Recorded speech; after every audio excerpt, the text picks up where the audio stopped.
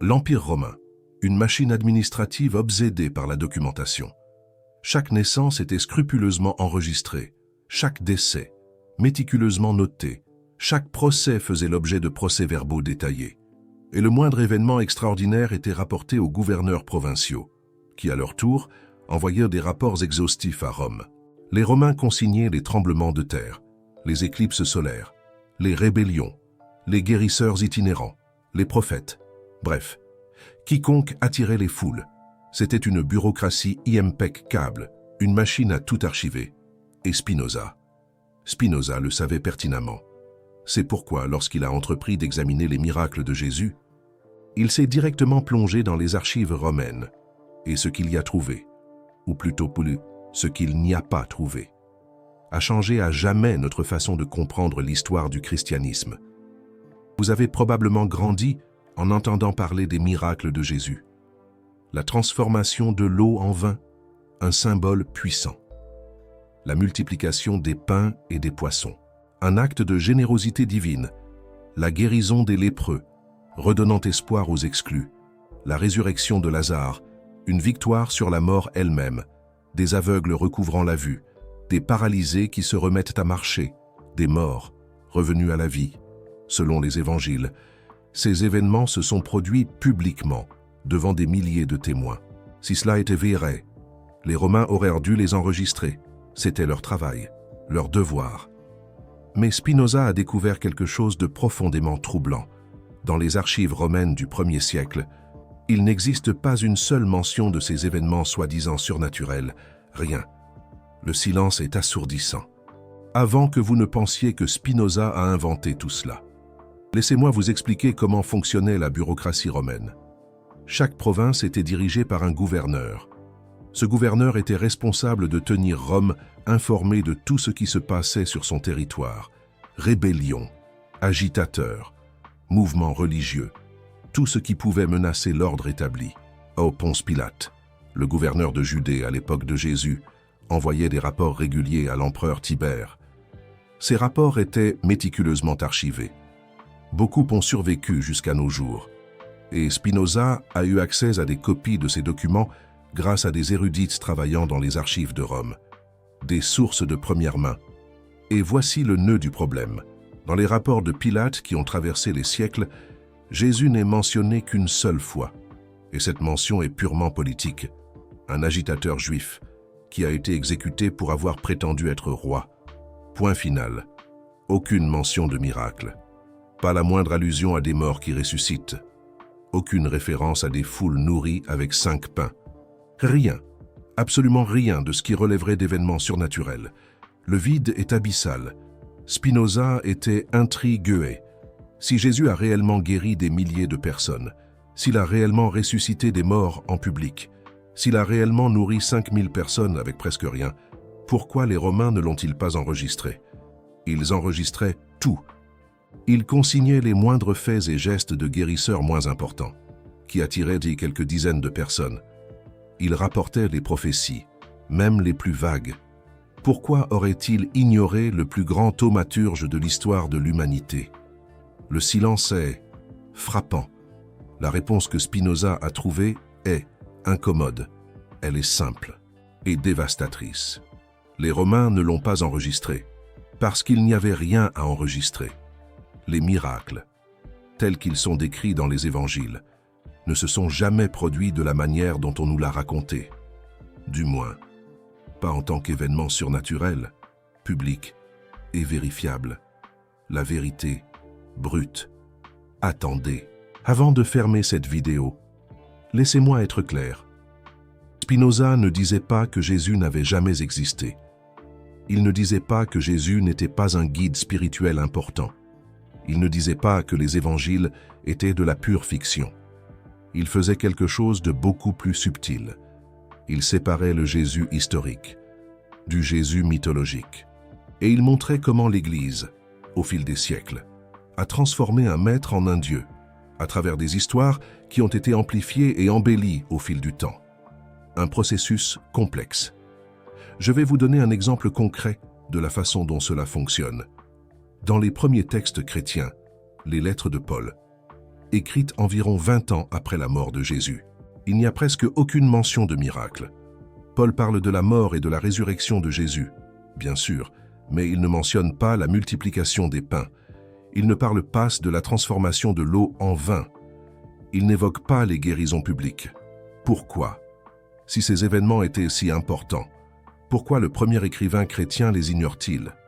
Le silence est lourd de sens, parce que ces récits n'existaient pas encore.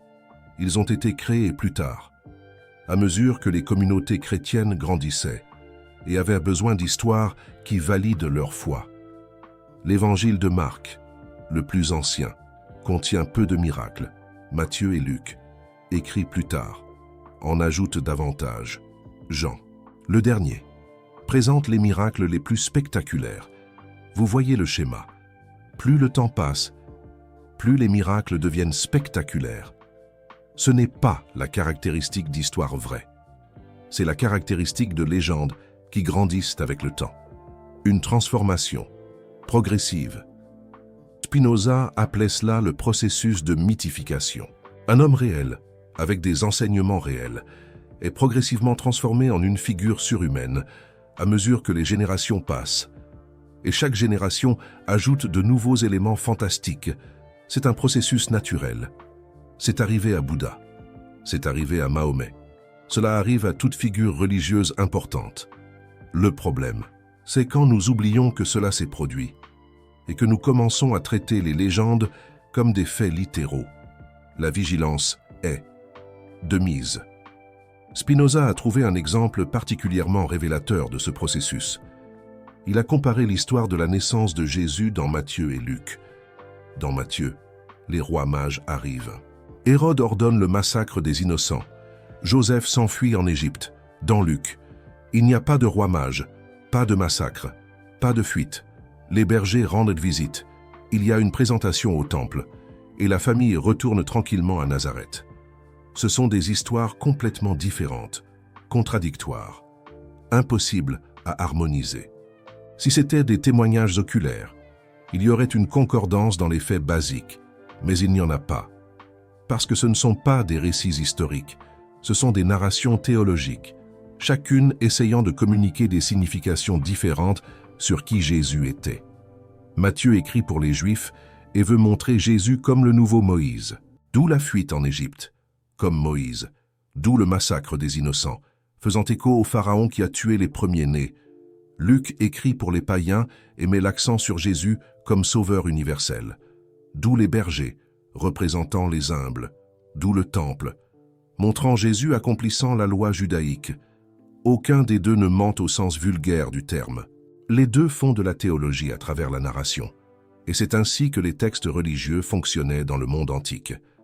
La précision historique n'était pas l'objectif. La transmission de vérités spirituelles l'était. Mais nous avons perdu cette clé de lecture, et nous avons commencé à traiter la poésie comme du journalisme. Une erreur catastrophique. La même chose se produit avec les miracles. Chaque miracle porte une signification symbolique. La guérison de l'aveugle représente l'illumination spirituelle. La multiplication des pains représente l'abondance divine. La résurrection de Lazare représente la victoire sur la mort spirituelle. C'étaient les messages que les auteurs voulaient transmettre. Pas des rapports d'événements physiques. Mais attendez, vous vous dites peut-être. Et les miracles rapportés dans les évangiles, sont-ils tous inventés? Pas nécessairement. Spinoza avait une explication plus sophistiquée, plus nuancée. Il croyait que Jésus était un guérisseur, pas un guérisseur surnaturel, mais un guérisseur au sens antique du terme. Quelqu'un qui comprenait la connexion entre l'esprit et le corps, une sagesse ancestrale. Quelqu'un qui utilisait la foi des gens pour activer des processus de guérison que nous appellerions aujourd'hui psychosomatiques. Ce type de guérison existe dans toutes les cultures. C'est documenté par l'anthropologie. Et ça ne requiert aucun pouvoir surnaturel. Quand Jésus guérissait un aveugle, il ne restaurait probablement pas des nerfs optiques détruits. Il aidait des personnes souffrant de cécité hystérique, une condition où les yeux fonctionnent, mais l'esprit bloque la vision. Quand il guérissait des paralytiques, Il travaillait probablement avec des personnes dont les paralysies avaient une origine émotionnelle et non physique. Ce type de guérison est réel, c'est documenté. Et ça ne viole aucune loi de la nature. Mais quand ces histoires ont été racontées et racontées, la nuance a été perdue. La cécité hystérique est devenue cécité totale. La paralysie émotionnelle est devenue paralysie physique. Et soudain, Jésus faisait l'impossible. La vérité a été remplacée par la légende. Spinoza a trouvé des preuves de cela, dans les évangiles eux-mêmes, dans Marc, le plus ancien. Jésus demande fréquemment le secret après avoir réalisé des guérisons. « Ne le dis à personne », dit-il. Pourquoi un faiseur de miracles demanderait-il le secret? Parce qu'il savait que ce qu'il faisait pouvait être mal interprété. Parce qu'il savait que ces guérisons avaient une explication naturelle. Parce qu'il ne voulait pas être transformé en un mage. Mais l'Église a ignoré ces demandes de secret. Elle a transformé Jésus, exactement en ce qu'il ne voulait pas être, une figure surnaturelle, qui défie les lois de la nature. Et elle a utilisé cette image pour construire pouvoir et autorité. Maintenant, laisse-moi te parler du document romain le plus intrigant que Spinoza a analysé. C'était une lettre d'un officier romain nommé Marat bar Sérapion. Cette lettre a été écrite peu après la destruction de Jérusalem en 70 après J. Poncé. Dans celle-ci, Marat mentionne Jésus. Mais la façon dont il le mentionne est révélatrice. Marat compare Jésus à Socrate et Pythagore, trois sages qui ont été tués injustement par leur peuple. Il appelle Jésus le sage roi des Juifs. Il ne l'appelle pas Dieu. Il ne l'appelle pas faiseur de miracles. Il l'appelle sage, un professeur, un philosophe, quelqu'un dont les enseignements ont survécu à sa mort. C'était le Jésus que les contemporains connaissaient, un maître sage, et non un mage surnaturel. La transformation de sage en Dieu est arrivée après. C'est arrivé quand les communautés chrétiennes avaient besoin de rivaliser avec d'autres religions, qui avaient des dieux puissants et des histoires de miracles. Le christianisme avait besoin d'avoir ses propres miracles, pour ne pas paraître inférieur. Spinoza a découvert quelque chose d'encore plus révélateur quand il a analysé les textes d'historiens juifs de l'époque. Flavius Joseph, le plus célèbre historien juif du 1er siècle, a écrit extensivement sur la Judée. Il a documenté des prophètes, des rebelles, des mouvements messianiques. Il a décrit en détail des personnages beaucoup moins importants que Jésus. Mais sur Jésus, la mention originale de Joseph était minime. Une brève note sur un maître juif appelé Christ par ses disciples. Le passage qui apparaît aujourd'hui dans les livres de Joseph, le fameux Testimonium Flavianum, qui décrit Jésus comme quelqu'un qui faisait des faits surprenants, est considéré par presque tous les spécialistes modernes comme une interpolation, c'est-à-dire qu'il a été ajouté après par des copistes chrétiens. Le Joseph original ne mentionnait pas de miracle, tout comme Ponce Pilate, tout comme tous les documents non chrétiens du 1er siècle. Spinoza a été l'un des premiers à identifier cette falsification. Il a noté que le style d'écriture du Testimonium était différent du reste de l'œuvre de Joseph. Il a noté qu'un juif orthodoxe n'appellerait jamais Jésus le Christ sans qualification. Il a noté que le passage interrompait le flux narratif de façon étrange. Toutes ces observations ont été confirmées par des spécialistes modernes des siècles après. Pourquoi l'Église a-t-elle eu besoin de falsifier des documents? Parce que la preuve historique ne soutenait pas ces affirmations. Parce qu'il n'y avait aucun registre indépendant des miracles. Parce qu'il était nécessaire de créer des preuves là où elles n'existaient pas. Et si l'Église était disposée à falsifier Joseph, que d'autre a été falsifié au fil des siècles? Cette question a hanté Spinoza, et elle devrait vous hanter aussi. Parce que si la base documentaire des miracles est si fragile, s'il a été nécessaire d'ajouter des passages à des œuvres d'historiens, alors peut-être que toute la structure est construite sur du sable. Spinoza a identifié un autre problème dans les récits de miracles. Les évangiles ont été écrits en grec, et non en araméen, la langue que Jésus parlait. Et ils ont été écrits pour des audiences grecques, qui avaient des attentes spécifiques sur la façon dont les divinités devraient se comporter. Dans la culture grecque, les dieux faisaient des miracles. Il guérissait des malades. Il ressuscitait des morts. Il contrôlait la nature. Si Jésus était présenté seulement comme un maître sage, les Grecs ne seraient pas impressionnés. Ils avaient Platon, Aristote, des dizaines de philosophes. Ils avaient besoin de quelque chose de plus. Alors, les auteurs des évangiles ont adapté l'histoire. Ils ont ajouté des éléments qui résonnaient avec les attentes grecques. Et ils ont créé un Jésus qui était partie philosophe juif, partie Dieu grec. Une fusion qui n'a jamais existé dans la réalité, mais qui fonctionnait parfaitement pour convertir des païens au christianisme. Garde ça en tête, parce que dans un instant, je vais te montrer comment l'Église a utilisé ces miracles inventés pour consolider son pouvoir pendant 2000 ans. Spinoza a également analysé les soi-disant miracles de la nature, la tempête apaisée, la marche sur les eaux, la transformation de l'eau en vin. Ceux-ci sont différents des guérisons. Ils ne peuvent pas être expliqués par des facteurs psychosomatiques. Ce sont des violations directes des lois de la physique. Et Spinoza était, avant tout, un philosophe de la raison, pour lui. Les lois de la nature étaient absolues. Dieu ne violait pas ses propres lois, non pas parce qu'il ne le pouvait pas, mais parce qu'il n'avait aucun sens qu'un être parfait crée des lois imparfaites qui nécessiteraient d'être violées. Alors, d'où viennent ces récits? Spinoza a trouvé des parallèles fascinants dans d'autres traditions. La transformation de l'eau en vin est identique à un miracle attribué à Dionysos, le dieu grec du vin. La marche sur les eaux apparaît dans des histoires de Bouddha. La multiplication des aliments est un thème commun dans des légendes juives sur des prophètes. Aucun de ces miracles n'était original. C'étaient des motifs littéraires qui circulaient dans le monde antique et qui ont été appliqués à Jésus pour l'agrandir. Cela ne signifie pas que les auteurs des évangiles mentaient consciemment. Ils utilisaient les outils littéraires de leur époque pour transmettre un message spirituel.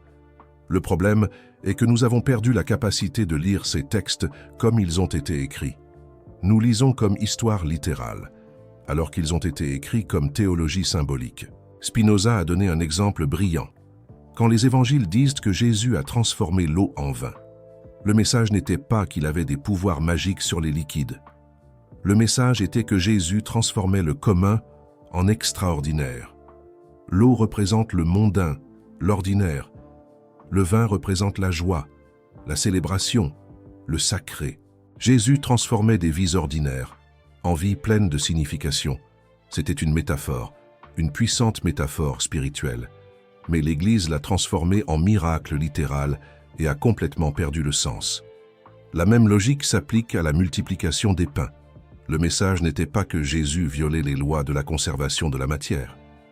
Le message était que, lorsque les gens partagent, le peu devient beaucoup. C'est un enseignement sur la générosité, sur la communauté, sur la confiance qu'il y aura suffisamment lorsque tous contribuent.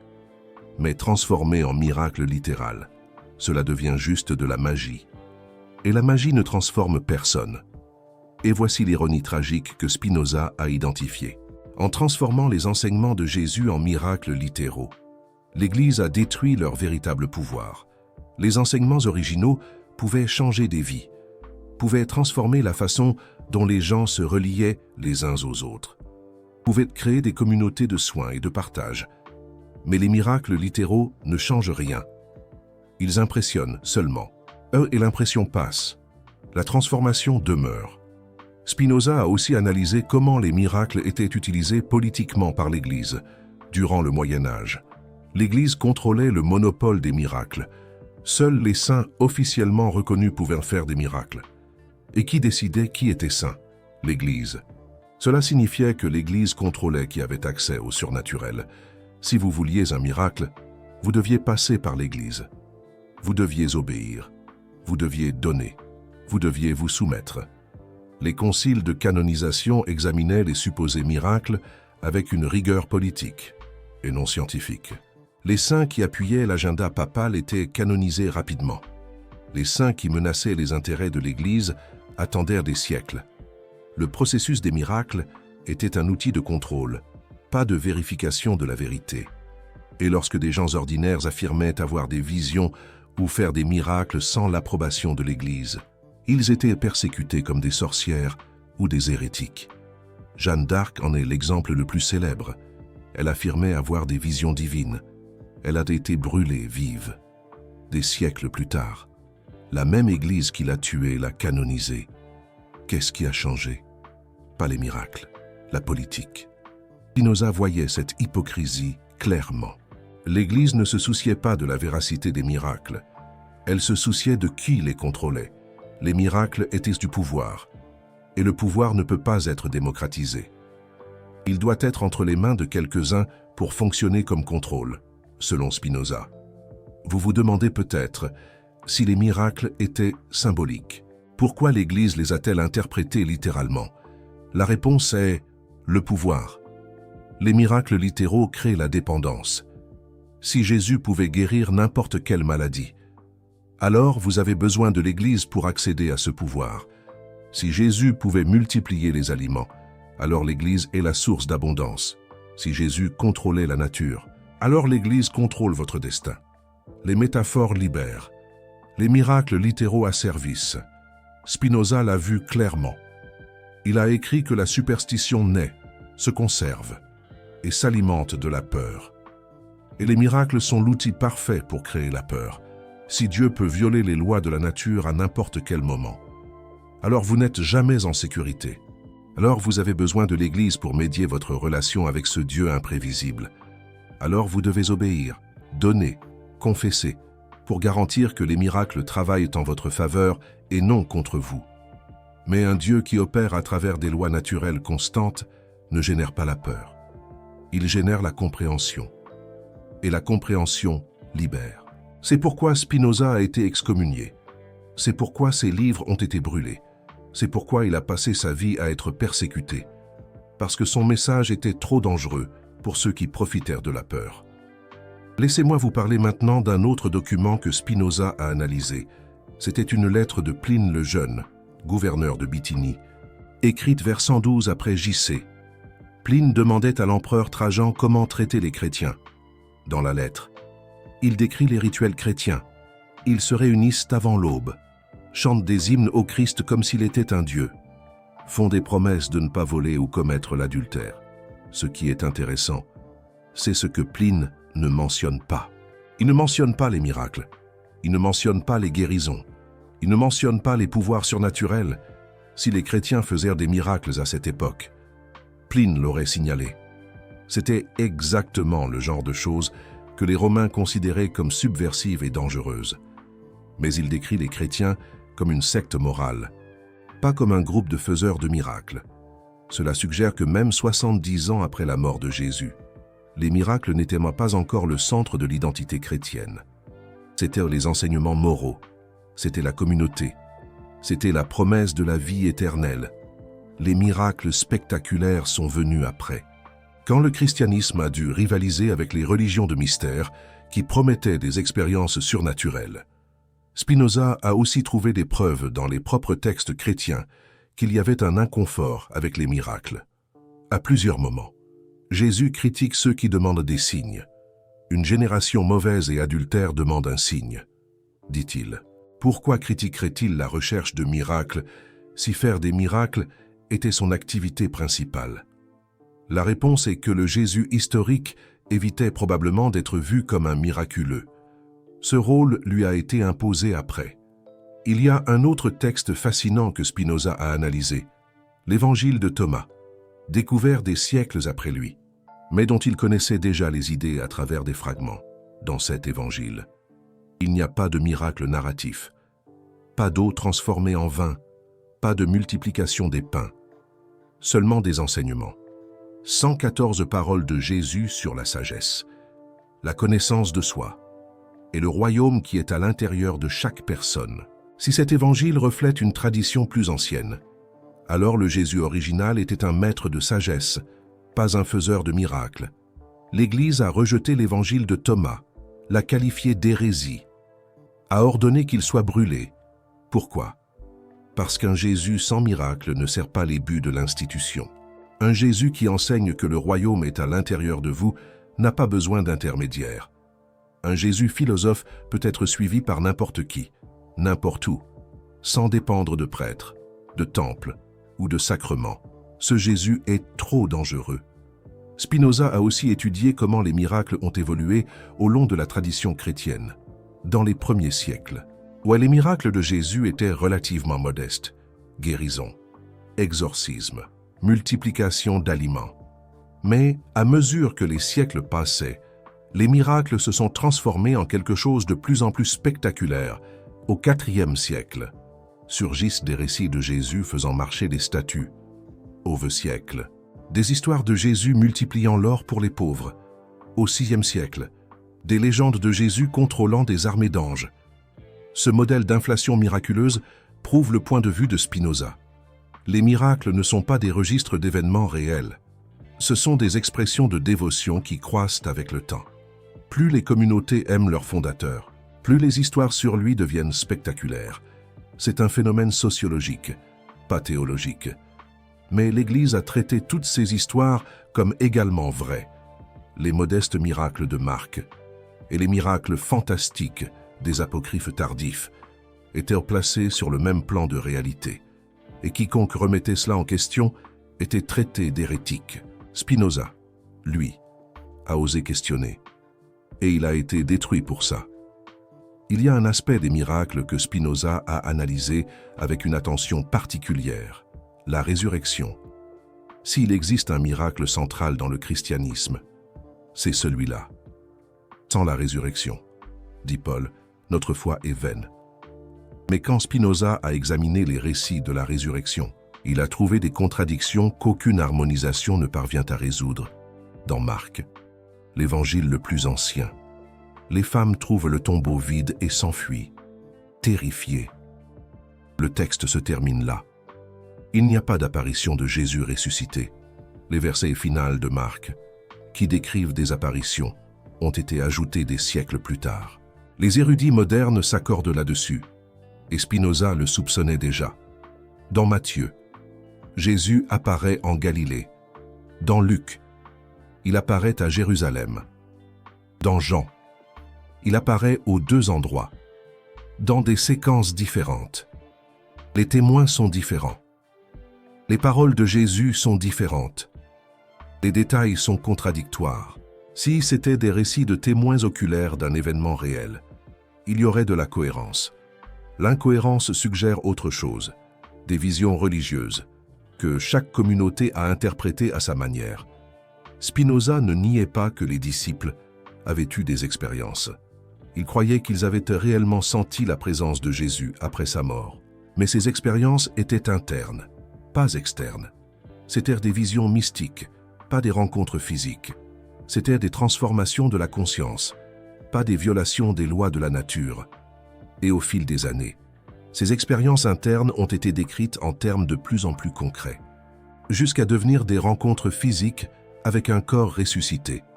Ce processus est documenté dans d'autres traditions religieuses. Des visions de guides spirituels morts, qui se transforment en histoires d'apparitions physiques. C'est un schéma humain universel. Cela ne prouve pas que les disciples mentaient. Cela prouve qu'ils faisaient ce que les humains font toujours. Ça a transformé des expériences internes en narrations externes. Maintenant, vous comprenez l'ampleur de ce que je révèle. Ce n'est pas seulement à propos des miracles. C'est à propos de contrôle. C'est à propos de comment une Église a capturé un guide spirituel de sagesse et l'a transformé en un outil de pouvoir.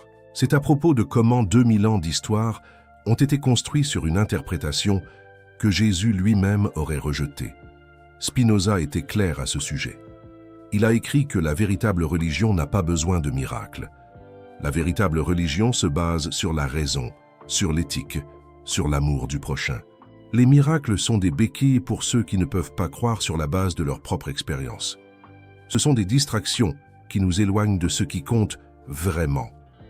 Comment nous vivons, comment nous traitons les autres, comment nous nous relions au tout. Et la science moderne a confirmé les soupçons de Spinoza, des archéologues, des historiens et des spécialistes du Nouveau Testament. On passé 2 siècles à analyser les textes bibliques avec des méthodes critiques, et leurs conclusions sont dévastatrices pour quiconque croit aux miracles littéraux. Le consensus académique aujourd'hui est que les évangiles ne sont pas des biographies au sens moderne. Ce sont des documents de foi écrits pour des communautés spécifiques avec des objectifs spécifiques. Leurs auteurs n'étaient pas des témoins oculaires. Ils écrivaient des décennies après les événements, basés sur des traditions orales qui avaient déjà été transformées. Et chaque auteur adaptait les histoires pour son public. Les chercheurs ont également découvert que de nombreux miracles de Jésus sont des copies de miracles attribués à d'autres prophètes et figures divines.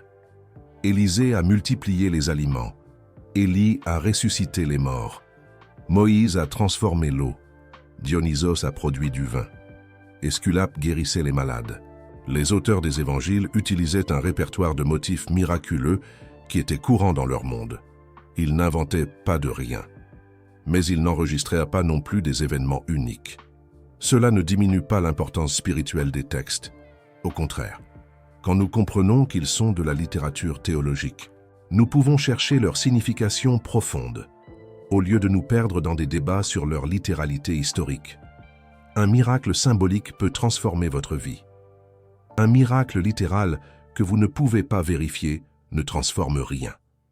Spinoza a vécu 300 ans avant ses découvertes académiques, mais son intuition était correcte.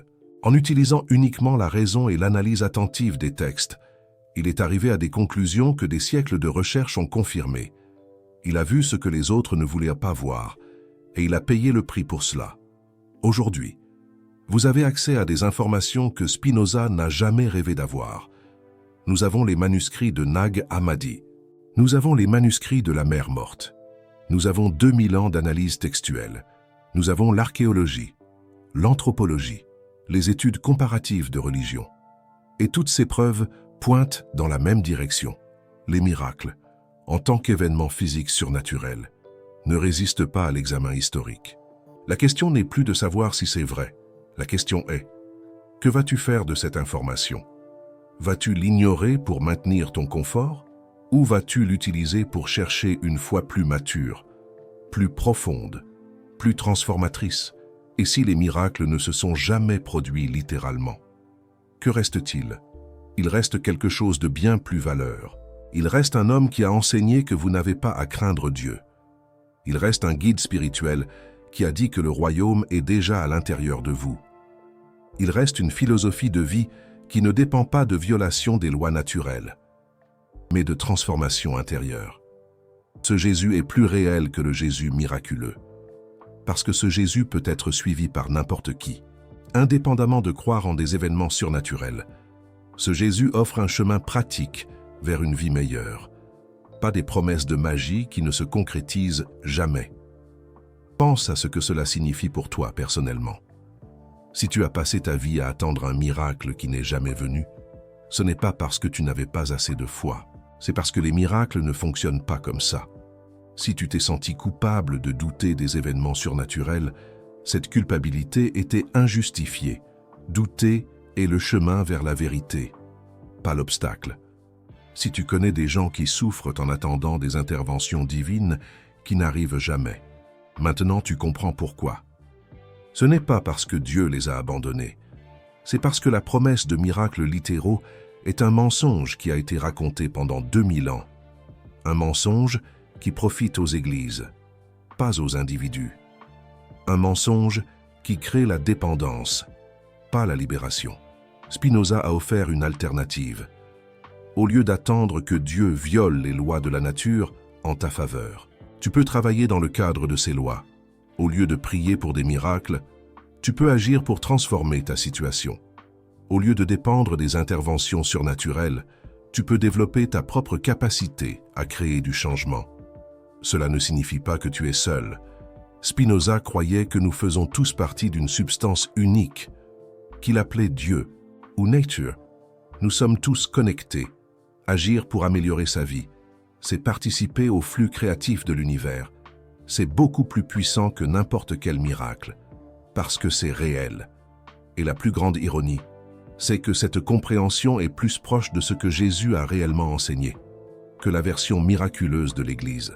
Le royaume est à l'intérieur de vous, a-t-il dit, pas au ciel, à attendre des interventions surnaturelles, à l'intérieur de vous, maintenant. disponible pour être découvert et vécu.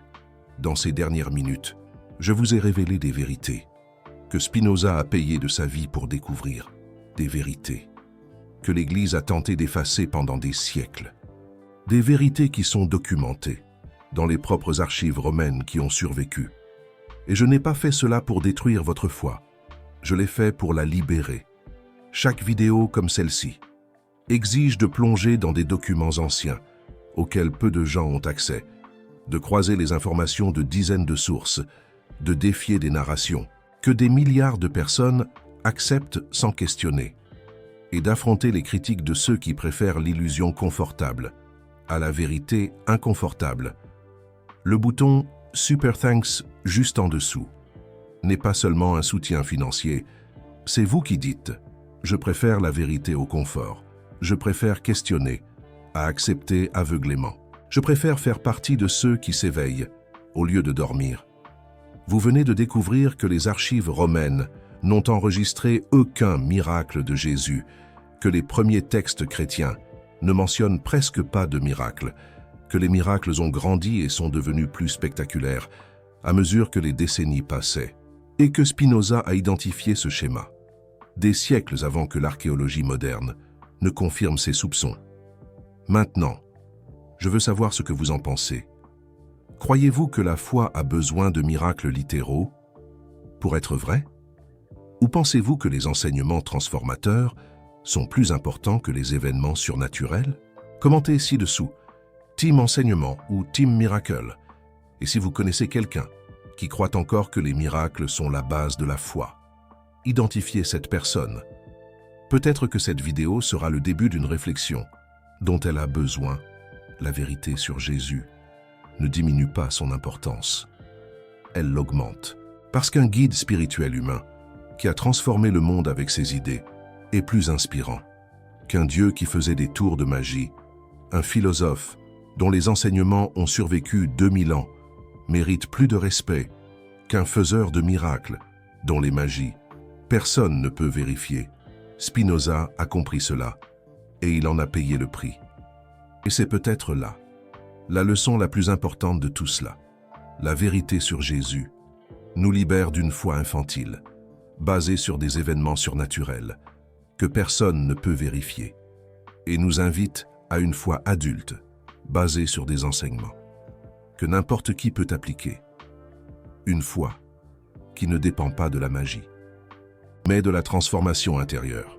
Une foi qui ne crée pas de dépendance envers les institutions, mais un empouvoirment individuel.